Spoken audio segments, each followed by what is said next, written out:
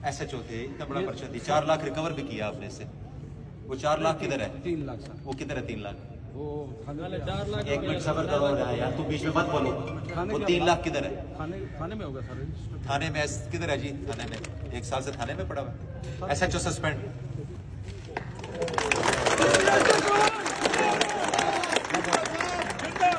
मैंने आपको पहले दिन कहा था जुल्म नहीं करना, ये आपने जुल्म किया हुआ है, ये जुल्म किया हुआ है। ये माँ अपने बच्चे को मूंगफली चोरी के बाद पिस्टल डाल दिया तुमने यार। Please close to line, suspend. DSP साहब आप क्या कर रहे हैं इस सर्कल पे?